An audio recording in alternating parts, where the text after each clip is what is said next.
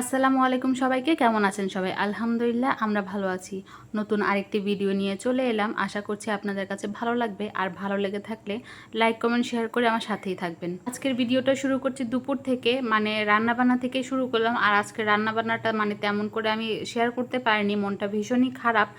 হয়তো আপনারা দেখেছেন আমি গতকালকে একটা পোস্ট করেছিলাম। আমার বাবা খুবই অসুস্থ, সবাই আমার বাবার জন্য দোয়া করবেন। আসলে বাড়ি থেকে অনেকটাই দূরে থাকি, মন চাইলেও বাড়িতে যেতে পারি না, কোনো সমস্যা হলেও যেতে পারি না, কেউ অসুস্থ হলেও দেখতে পারি না। আসলে বাড়িতে যদি কিছু হয় তাহলে কিন্তু মনটা বাড়িতেই পড়ে থাকে। হয়তো এখানে আছি, কাজকর্ম করছি, সংসারে কাজকর্ম করতেই হবে, বাঁচতে হলে তো খেতে হবে, সবাইকে খাওয়াতে হবে। তো সেজন্য ঘরের কাজকর্ম করছি, মনটা কিন্তু পড়ে আছে সেই বাড়িতেই। কখন জানি বাড়ি থেকে কি একটা ফোন আসে, কি জানি একটা খবর আসে, সেই চিন্তাই করতে থাকি সারাক্ষণ কাজের ফাঁকে। যেহেতু আমার কোনো ভাই নেই, আমরা দুই বোন, তো দুই বোন দুই জায়গায় থাকি। বাবা মা বাড়িতে একাই থাকে, বয়স্ক, মানে বয়স হয়ে গেছে অনেকটাই, অসুস্থ হয়ে গেছে, দুইজনই খুবই অসুস্থ। যদি বাড়িতে আমার একটা ভাই থাকতো তাহলে হয়তো এতটা চিন্তা করা লাগতো না। কোনো সমস্যা হলে আমার ভাই দেখতো, বা ডক্টরের কাছে নিয়ে যাওয়ার হলে সেই নিয়ে যেত। তো সেই উপায়টাও নেই। যদি কোনো সমস্যা হয় তাহলে আমাদেরকে দৌড়ে দৌড়ে যেতে হয়, দৌড়ে দৌড়ে তাদের কাজকর্ম করতে হয়, কারণ এটা আমাদের দায়িত্ব। তাদের যেহেতু কোনো ছেলে নেই, আমাদেরকেই করতে হবে।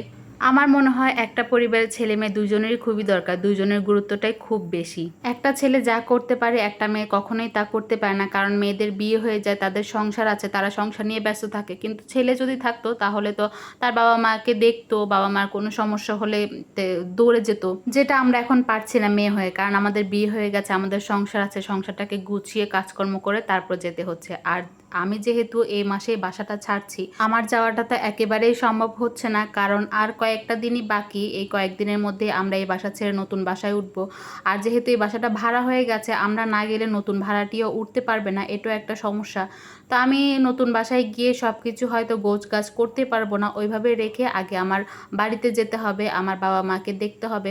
আর এখন আমার বাবা মা যে একেবারেই একা তা কিন্তু না, আমার বোন গিয়েছে, সে হচ্ছে বেড়াতে গিয়েছিল, বেড়াতে গিয়ে দেখছে মানে এই অবস্থা। সে গিয়েছে কয়েকদিনের জন্য, সে যাওয়ার পরেও কিন্তু আটকে গেছে ওইখানে।